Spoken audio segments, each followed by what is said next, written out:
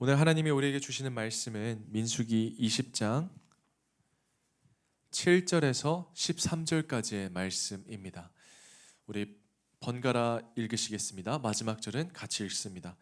여호와께서 모세에게 말씀하여 이르시되 지팡이를 가지고 내 형 아론과 함께 회중을 모으고 그들의 목전에서 너희는 반석에게 명령하여 물을 내라 하라. 내가 그 반석이 물을 내게 하여 회중과 그들의 짐승에게 마시게 할지니라. 모세가 그 명령대로 여호와 앞에서 지팡이를 잡으니라.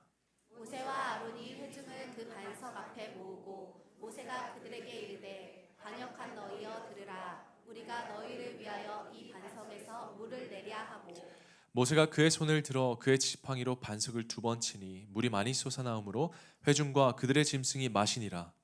여호와께서 모세와 아론에게 이르시되 너희가 나를 믿지 아니하고 이스라엘 자손의 목전에서 내 거룩함을 나타내지 아니하므로 너희는 이 회중을 내가 그들에게 준 땅으로 인도하여 드리지 못하리라 하시니라. 같이 읽습니다. 이스라엘 자손이 여호와 다투었으므로 이를 무리바 무리라 하니라. 여호와께서 그들 중에서 그 거룩함을 나타내셨더라.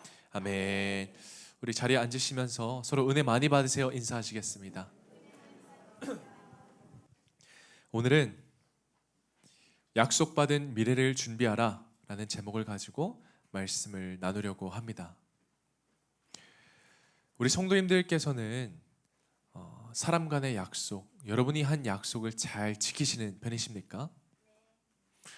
잘 지키셨으면 좋겠습니다. 어릴 적 미국 유학을 하면서 저희 아버님께서 저와 저희 형에게 했던 약속이 기억이 났습니다.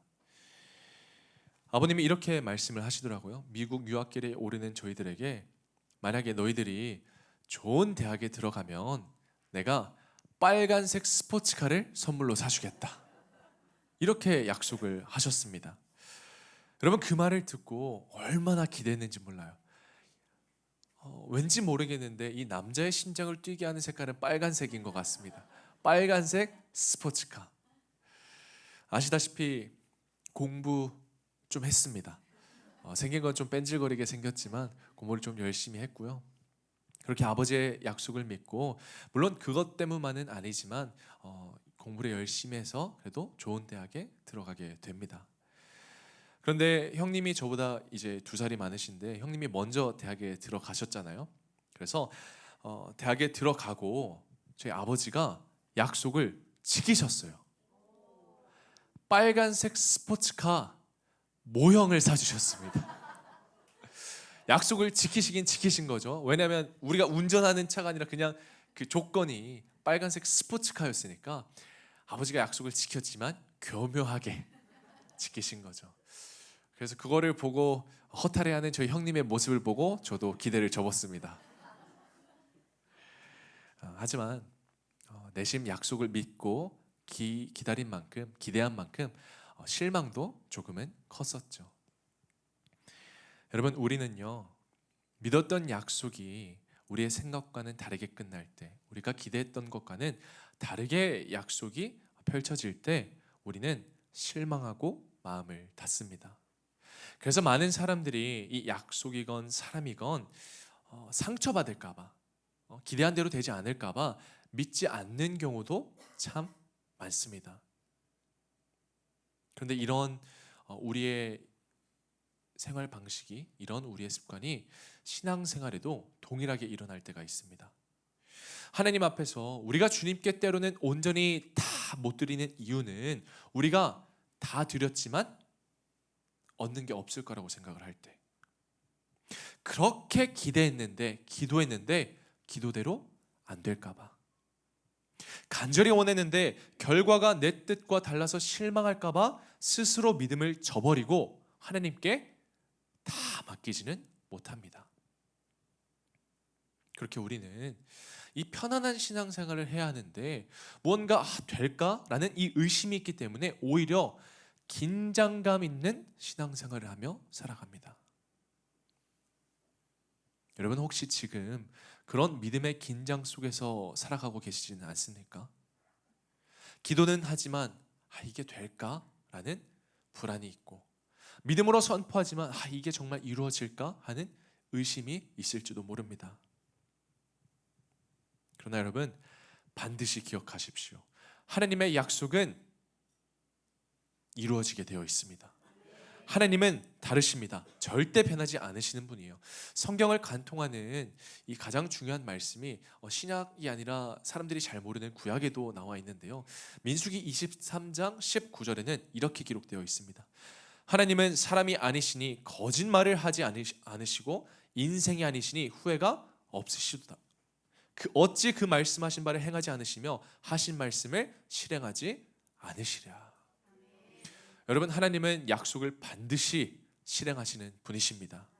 그리고 그 약속이 얼마나 확실한지를 맹세로 보증하셨습니다. 히브리서 6장 17절과 18절을 보니까 하나님은 약속을 기업으로 받는 자들에게, 우리들에게 그 뜻이 변하지 아니함을 충분히 나타내시려고 그 일을 맹세로 보증하셨나니 이는 하나님이 거짓말을 하실 수 없는 이 두 가지 변하지 못할 사실로 말미암아 앞에 있는 소망을 얻으려고 피난처를 찾은 우리에게 큰 안위를 받게 하려 하심이라. 아멘. 그래서 우리가 결국 약속의 땅에 약속된 축복에 약속된 미래를 경험하게 될 것이라고 믿으며 끝까지 인내하고 기다릴 수 있는 것은 하나님의 약속은 반드시 이루어질 것이기 때문입니다. 히브리서 10장 36절에도 이렇게 말합니다. 너희에게 인내가 필요함은 너희가 하나님의 뜻을 행한 후에 약속하신 것을 받기 위함이라. 할렐루야. 우리는 약속된 미래가 주어진 자들입니다. 약속받은 미래를 준비하면서 살아가는 저와 여러분이 되시기를 축원합니다. 오늘 본문을 보면요, 모세와 아론이 가나안 땅에 들어가지 못하게 되는 결정적인 사건이 등장합니다. 모세와 1세대 백성들은 다 어디서 죽었죠? 광야에서 죽습니다. 약속된 땅에 들어가지 못해요. 12절을 보니까 하나님이 말씀하시죠. 너희는 이 회중을 내가 그들에게 준 땅으로 인도하여 드리지 못하리라 하시니라.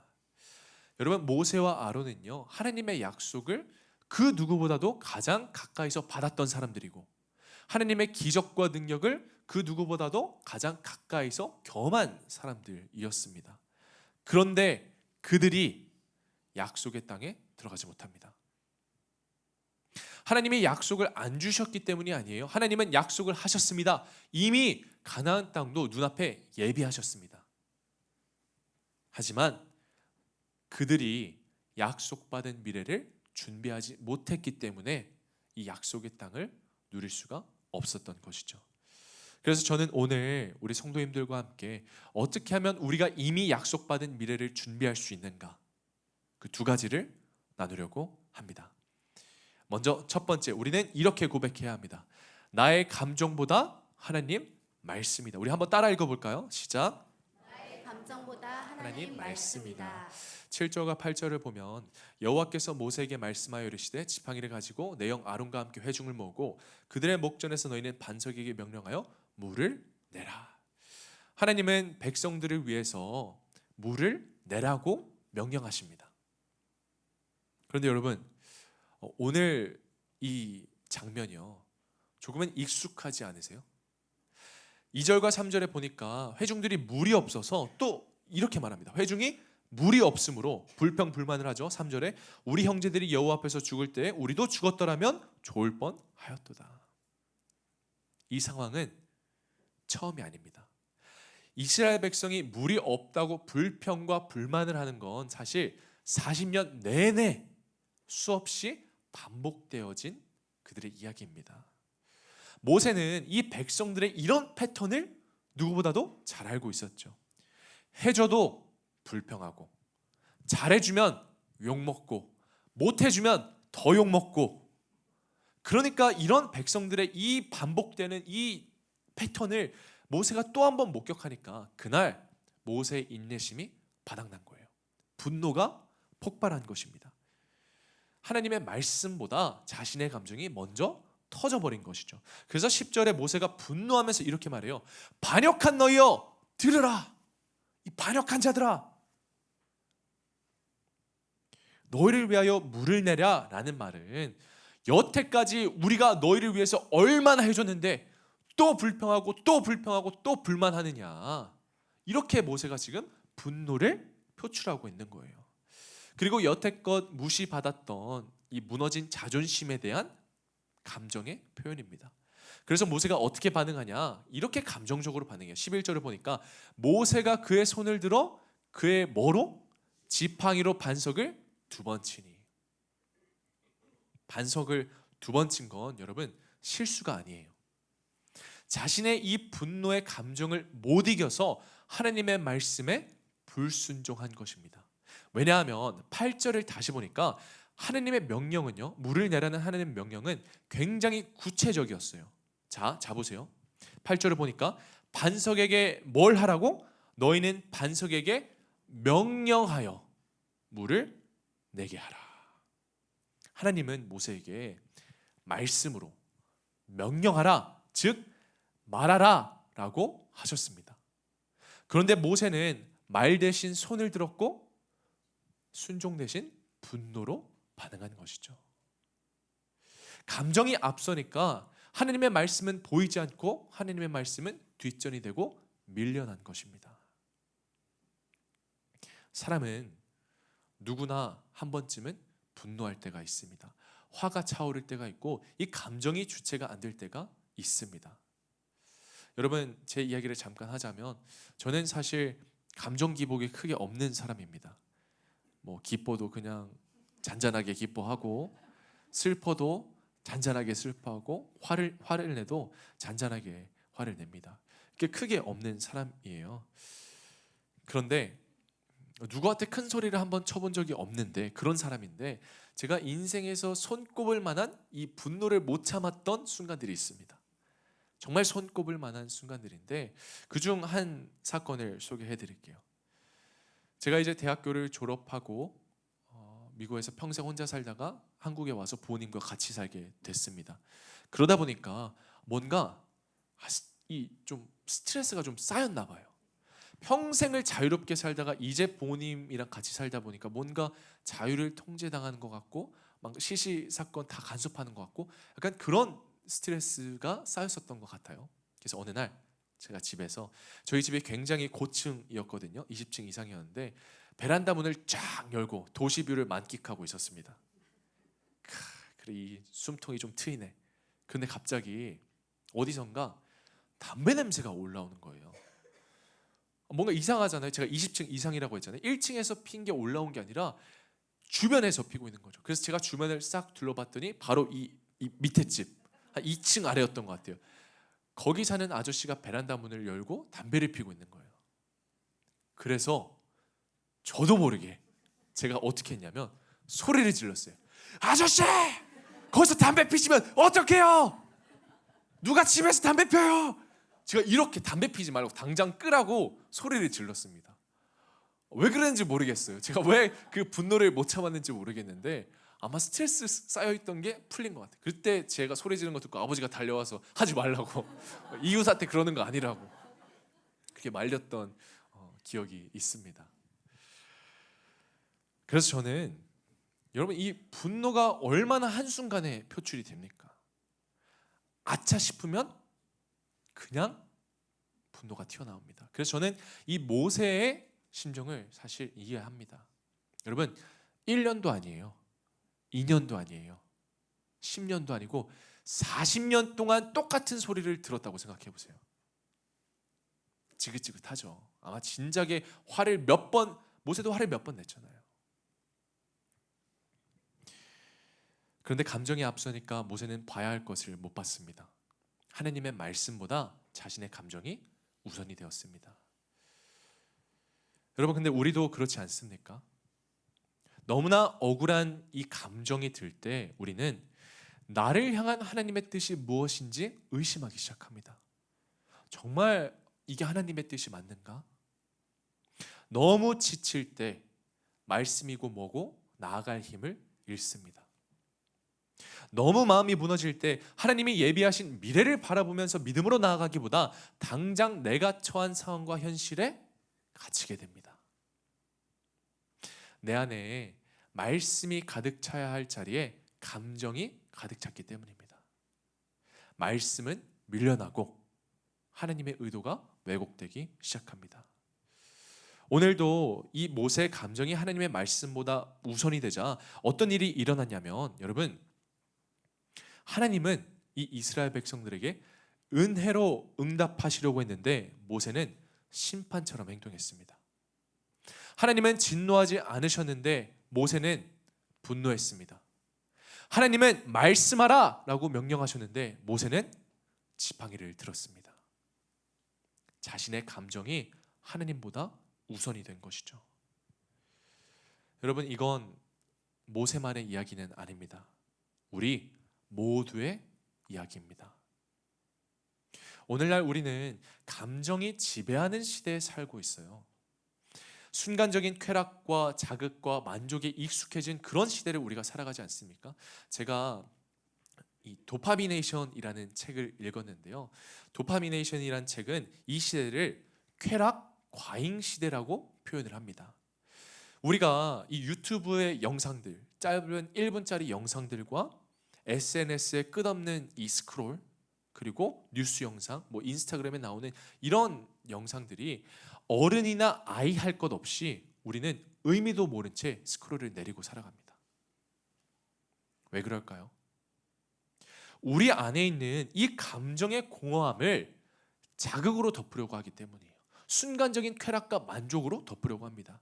마음이 복잡하고 뭔가 일이 풀리지 않을 때, 생각하고 싶지 않을 때 순간의 해소를 위해서 생각하기 싫으니까 우리가 이 도파민, 순간의 쾌락을 줄 수 있는 이 호르몬을 위한 그런 일들을 하며 살아갑니다.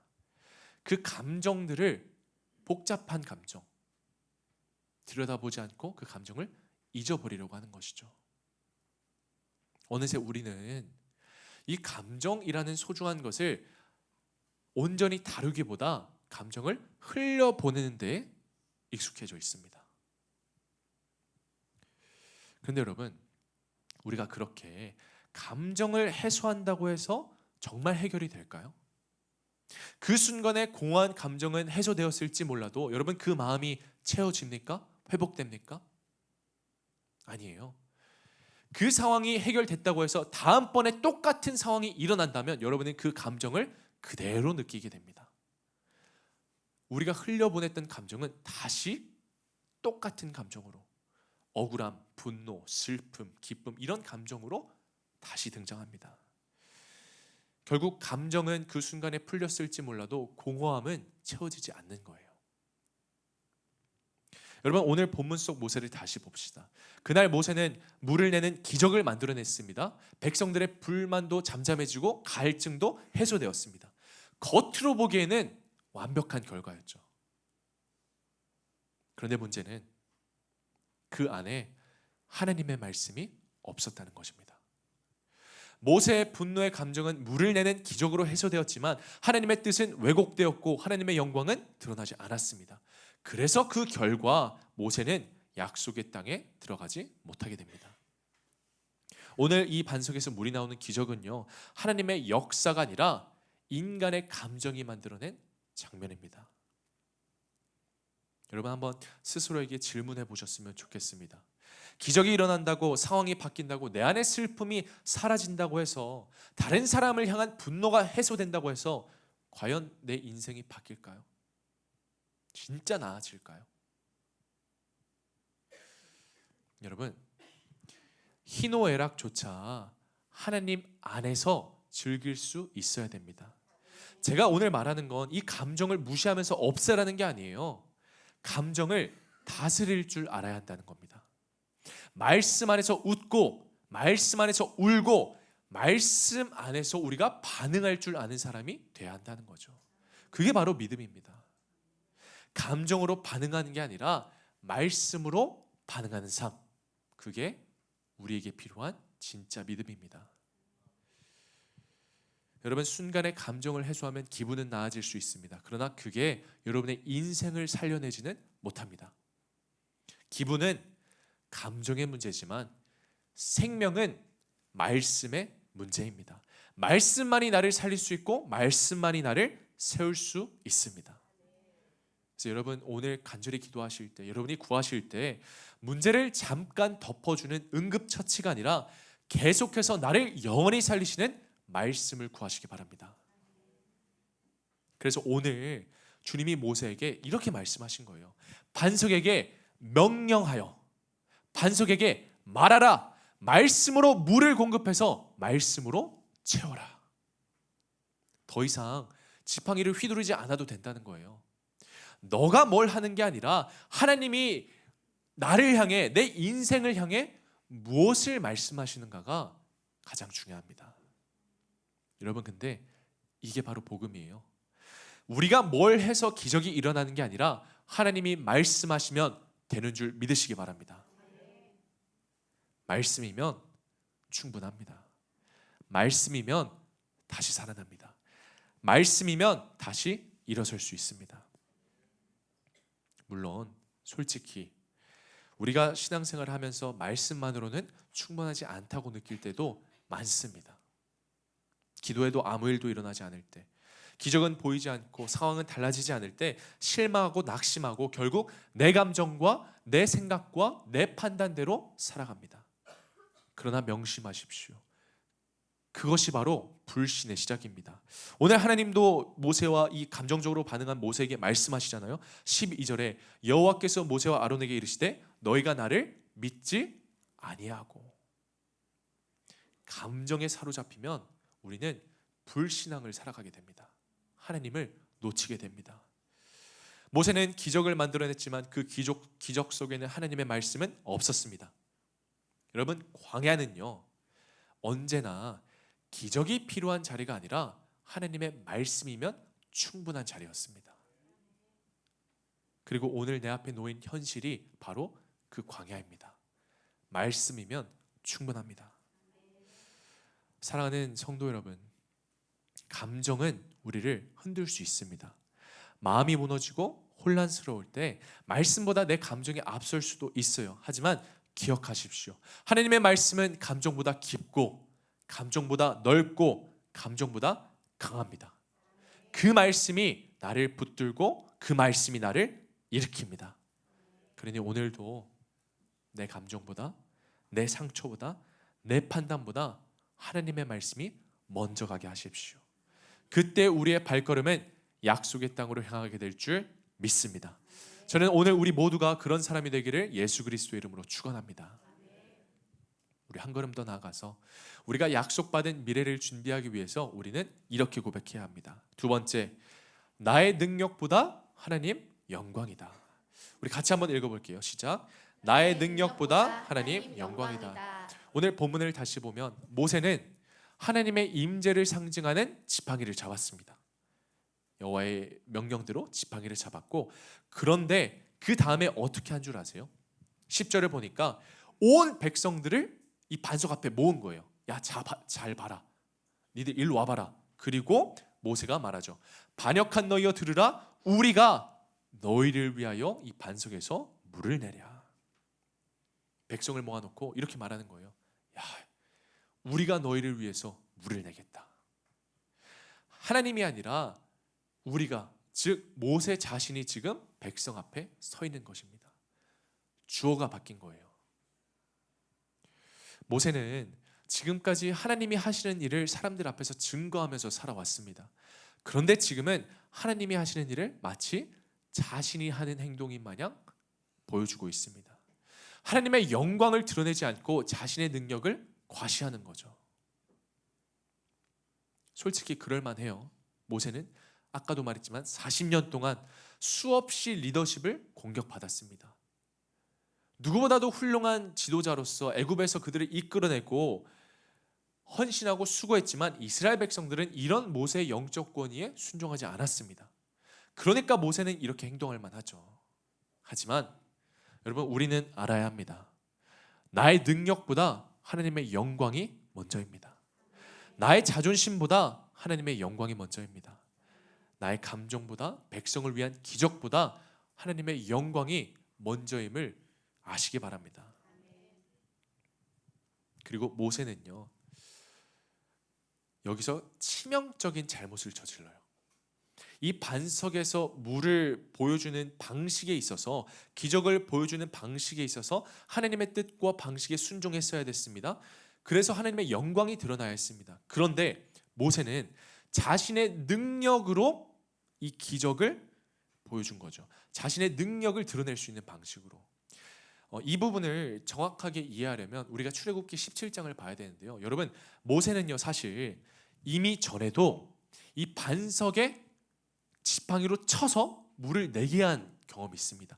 출애굽기 17장 6절에 이 호렙산에서 모세가 그 반석 위에서 하나님이 말씀하시죠. 너는 그 반석을 치라. 그러면 그곳에서 물이 나오리니. 그런데 지금은 하나님이 말씀으로 명령하라고 했는데 자신의 이 경험, 자신의 능력을 보여주었던 이 순간을 앞세운 거예요. 과거에 해왔던 방식으로 백성들에게 이미 한번 보여주었던 그 방식을 다시 한번 재현한 것입니다. 왜? 이미 내가 한번 해봤으니까 내 능력인 것을 보여주려고. 그래서 하나님이 이 장면을 심각하게 다루신 거예요. 여러분, 우리는 누구나 실수합니다. 우리는 누구나 실패합니다. 모세가 단 한순간의 실수로 가나안 땅에 들어가지 못한 게 아니에요. 결정적인 것, 하나님의 영광을 가렸기 때문입니다. 우리가 주변을 둘러보면 이 과거에 머물러 있는 사람들이 때론 보이곤 합니다. 한때의 성공과 한때의 경험과 한때의 능력에 취해서 지금도 그 방식이면 된다고 생각을 합니다. 하지만 여러분, 과거의 방식이 언제나 똑같이 통하는 건 아닙니다. 그때는 그 방식이 맞았을지 몰라도 지금은 아닐 수도 있습니다.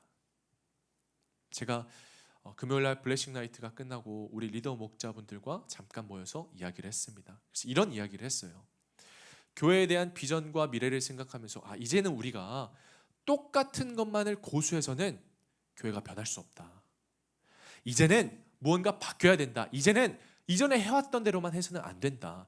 세상이 변했고 시대의 속도가 달라졌는데 이제는 우리에게도 새로운 방식이 필요하다. 이런 의견을 우리 리더분들과 함께 나눴습니다. 생각해보면 모세에게도 그랬던 것 같습니다. 모세에게는 새로운 방식에 대한 순종이 필요했습니다. 과거처럼 반석을 치는 게 아니라 이제는 말씀으로 명령해야 할 때였습니다. 여러분, 교회도 사역도 삶도 마찬가지입니다. 하나님이 지금 오늘 이 순간 나에게 주시는 말씀에 반응하지 않으면 우리는 결국 내가 할 수 있는 일만 반복하게 됩니다.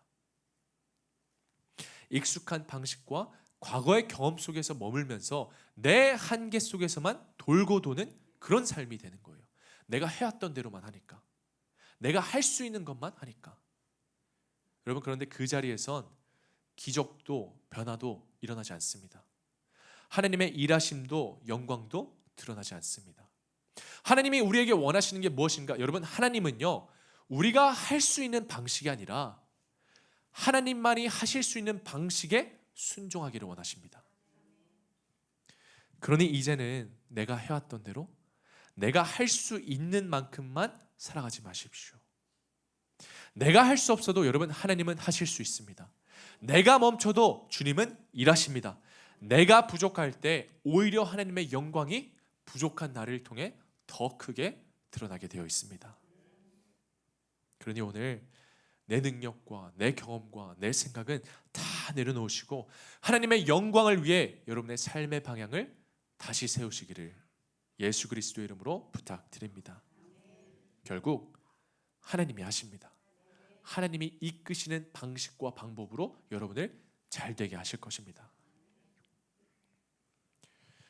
여러분, 모세 이후의 지도자인 이 여호수아, 이 요단강의 장면을 보면요, 여호수아는 모세와 같은 방식으로 강을 건너지 않았습니다. 과거처럼 지팡이로 바다를 가르지 않았어요. 여호수아 3장 14절을 보니까 이제 백성이 요단을 건너려고 할 때 사람들이 어떻게 했냐면 제사장들이 언약궤를 메고 백성 앞에서 나아갑니다.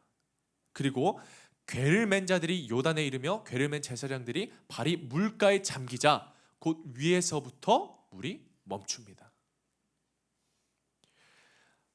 홍해 앞에 섰던 모세와 요단강 앞에 섰던 여호수아, 상황은 똑같습니다.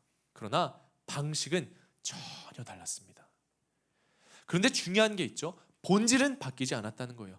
하나님의 영광을 상징하는 언약궤가 먼저 가자 하나님의 능력이 요단강의 물을 멈추게 합니다. 말씀에 순종할 때 하나님의 영광이 먼저 드러났고 하나님의 능력이 길을 열어주신 것입니다. 하나님은 늘 하나님 당신의 방식으로 일하십니다. 우리 믿음의 자녀들이 과거의 순간에 머물러 있기를 원하시는 게 아니라 하나님은 우리가 나아가시기를 원하십니다. 은혜 위에 은혜를 부어주시는 분이 바로 나의 하나님이시잖아요. 여러분 꼭 기억하세요. 순종은 내가 할 수 있는 일을 반복하는 것이 아니라 내가 할 수 없는 일에 믿음으로 반응하는 것입니다. 그때 우리 삶 가운데 하나님의 영광이 드러나고 기적은 그냥 그 영광을 따라올 뿐이에요. 그래서 내가 할 수 없어도 주님의 일하심을 신뢰하고 우리는 믿음으로 발을 내디뎌야 합니다. 성경은 말합니다. 마태복음 6장 33절에 그런즉 너희는 먼저 그의 나라와 그의 의를 구하라. 그리하면 이 모든 것을 너희에게 더하시리라. 할렐루야. 사랑하는 우리 덕꿈의 가족 여러분, 하나님의 영광을 먼저 구하십시오. 교회를 섬기는 일에, 전도하는 일에, 여러분의 삶의 자리에서 그리스도의 향기를 드러내는 일에 목숨을 거십시오. 그리고 그때 나의 능력이 아니라 하나님을 의지할 때 하나님께서 여러분의 삶 위에 모든 것을 더하실 줄 믿습니다. 저는 그런 놀라운 기적과 축복을 경험하는 여러분이 되시기를 예수 그리스도의 이름으로 축원합니다. 말씀을 맺겠습니다. 여러분 혹시 오늘 교회 오시면서 뭔가 이상한 거 발견하지 않으셨어요? 본당 앞문이 바뀐 거 눈치 못 채셨어요? 끝나고 한번 보세요. 어제 아침에 교회를 왔는데 아무도 건드리지 않았는데 교회 문이 스스로 깨졌습니다. 사진을 보시면 싹 다 비산 작업이 시작돼가지고 과정이 시작돼서 싹 다 금이 간 거예요. 처음에는 너무 놀랐습니다. 그리고 갑자기 좀 화가 나더라고요. 이거 누가 이렇게 깨고 도망갔다. 왜냐면 자세히 보니까 이 끝부분에 누가 찍은 자국이 있었어요. 그래서 CCTV를 한번 돌려봤는데 범인은 없었습니다. 그냥 스스로 이렇게 깨진 거더라고요. 당장이라도 깨질 것 같아서 위험하니까 당장 교체를 했습니다. 임시문을 세우고 새 문을 포함해서 약 한 100만 원 정도로 저희가 바로 교체했어요. 위험하니까 당장 교체를 했죠. 참 많이 속상했습니다. 문득 이런 생각도 들었어요. 내가 주님의 몸된 교회를 더 사랑하지 못해서 그런가? 목사로서 조금 더 세심하게 돌아보고 좀 주의 깊게 봐야 됐었는데 그러지 못했나라는 죄책감도 생겼습니다. 자책도 했습니다. 그래서 밤늦게까지 사실 기도를 했어요. 그런데 하나님이 밤늦게 이런 마음을 저에게 주시더라고요. 혹시 지금 이 자리에도 이 깨진 마음으로 앉아있는 성도들을 위해 너는 지금 기도하고 있냐? 넌 지금 무엇을 위해 기도하고 있냐? 그때 제 기도가 쫙 멈췄습니다. 맞다. 여러분 우리 인생은요 누가 건드리지 않아도 깨질 때가 있어요. 범인을 막 찾으려고 해도 왜 도대체 내 마음은 이렇게 쉽게 무너지는가? 왜 나는 이렇게 쉽게 실패하고 내 감정은 이렇게 폭발하는가? 깨어진 문처럼 우리의 마음이 산산조각나고 여러분의 영혼이 깨어지는 그런 순간들을 경험한 적이 있으실 것입니다. 아마 오늘 이 자리에 앉아 계신 분들 중에도 겉으로는 아무렇지 않아 보이지만 속으로는 마음이 금가고 가족 때문에 믿지 않는 남편과 믿지 않는 자녀와 믿지 않는 아내 때문에 혹은 육신의 질병 때문에 외로움과 상처로 깨지기 일보 직전인 마음으로 이 자리에 앉아 계실지도 모릅니다. 아마 많으실걸요. 겉으로는 아무렇지 않은 척하지만 특별히 오늘은 우리 패밀리 데이잖아요. 가족 VIP들과 함께 하는 즐거운 시간인데 부득이한 이유로 가족이 함께 못 왔을 수도 있습니다. 그래서 그 마음에 너무 속상하고 안타까운 마음일지도 모릅니다. 그런데 여러분, 너무 슬퍼하지 마세요. 낙심하지 마세요. 주님은 그 깨진 마음을 다 아십니다. 그리고 여러분의 마음을 만지시기 위해서 이미 여러분을 이 자리로 부르셨고, 여러분의 그 깨어진 마음을 다시 새롭게 하기 위해서 오늘도 말씀으로 여러분에게 찾아가십니다. 우리를 너무 사랑하시는 분이 나의 하나님이시잖아요. 여러분, 눈에 보이는 문이 깨졌다고 끝이 아닙니다. 새로운 문 오고 있어요. 다음 주에 새로 달 거예요. 우리 마음도 마찬가지예요. 금이 가 있고 깨어져 있겠지만 우리가 주님 손에 다시 붙들리면 우리는 새로워집니다. 그러니 포기하지 마세요. 낙심하지 마세요. 결국 우리 인생을 회복시키는 것은 내 감정이 아니라 말씀입니다. 우리를 이끌어가는 것은 내 능력이 아니라 하나님의 영광입니다. 그러니 끝까지 말씀을 따라 하나님의 영광을 위해서 살아가시는 그런 믿음의 자녀가 되시기를 예수 그리스도의 이름으로 축복합니다. 서두에서 말씀드린 것처럼 사람의 말은 바뀌어도 하나님의 약속은 결코 흔들리지 않습니다. 그래서 우리는 잘 될 수밖에 없습니다. 살아날 수밖에 없습니다. 승리할 수밖에 없습니다. 그런 인생이 우리가 사는 인생인 줄 믿으시기 바랍니다. 약속받은 이 미래를 준비하기 위해서 오늘 나눈 두 가지를 꼭 기억하십시오. 먼저 첫 번째, 나의 감정보다 하나님의 말씀입니다. 감정은 순간이지만 말씀은 생명, 곧 영원합니다. 두 번째, 나의 능력보다 하나님 영광입니다. 우리 삶 가운데 하나님의 영광이 그 무엇보다 우선될 때 길은 결국 열리게 되어 있습니다. 주님이 일하시기 때문입니다.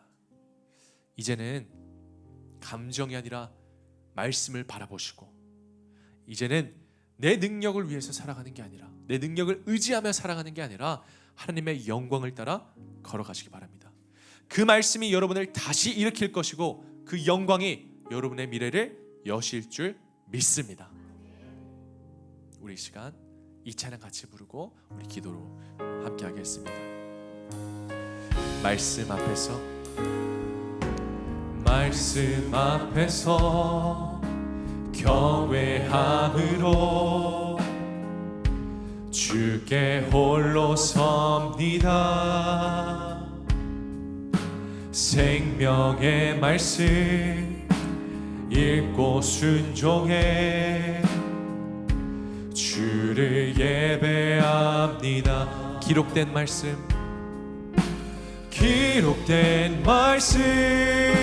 힘이 있어서 진리로 우리 거룩해 하며, 거룩한 말씀 세세 영원히 복음이 되어 말씀하시네. 하나님 말씀에 두려워 떠는 자, 그 말씀에 생명을 거는 자 한 사람 찾으시는 주님의 약속을 믿어.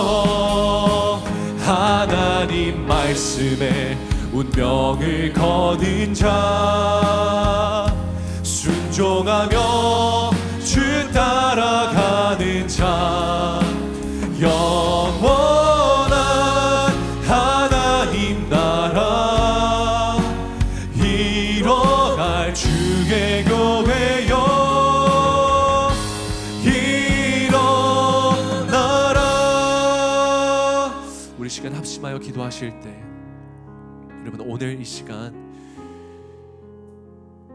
내 안에 이 있는 답답하고 풀리지 않는 그 감정들에 매몰되지 마시고 결국 나를 살리시는 하나님의 말씀을 붙드시기 바랍니다. 그리고 여지껏 내가 해왔던 과거의 익숙한 생활 방식들, 익숙한 습관들, 과거의 방식들을 통해서 하나님께 순종하려고 하지 마시고 하나님이 하시면 된다는 믿음으로 하나님이 원하시는 방식에 하나님이 하실 수 있는 방식의 믿음으로 순종하시기 바랍니다. 우리 시간 간절하게 기도할 때 나의 감정보다 말씀이 먼저 해결하고 나의 능력보다 하나님의 영광을 구하는 기도, 우리 시간 합심하여 기도하십시다. 기도합니다. 오 주님, 지금 오직 주님만을 바라보게 하여 주시옵소서. 우리가 말씀 앞에 주님께 홀로 서게 하여 주시옵소서. 주님을 예배하게 하여 주시옵소서. 오 주님,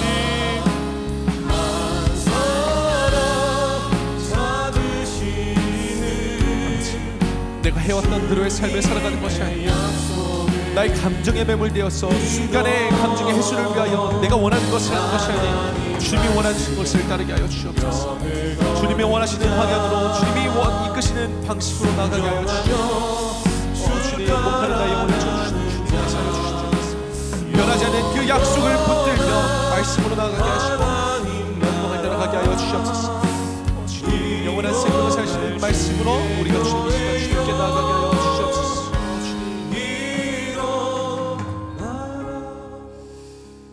사랑이 많으신 아버지 하나님, 오늘도 우리가 다른 그 어떤 것이 아니라 말씀으로 살아나게 하여 주시옵소서. 말씀으로 서게 하여 주시옵소서. 말씀을 통해 하나님의 놀라운 약속과 미래를 경험하게 하여 주시옵고, 말씀 그 자체가 힘이 되어서 내 삶을 변화시키고 새 능력을 더하여 주시옵소서. 주님, 우리는 너무나도 쉽게 나의 감정을 따라 감정에 반응하며 살아갑니다.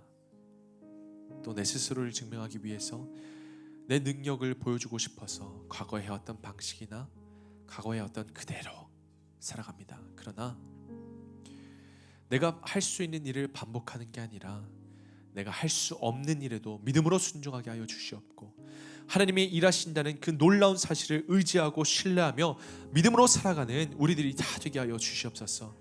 결국 내 마음을 채울 수 있는 건 오직 말씀이니 말씀이면 충분하다는 믿음으로 말씀을 통하여 능력과 생명을 더하여 주시옵고, 하나님의 영광을 따라 사는 믿음의 자녀들이 다 되게 하여 주시옵소서.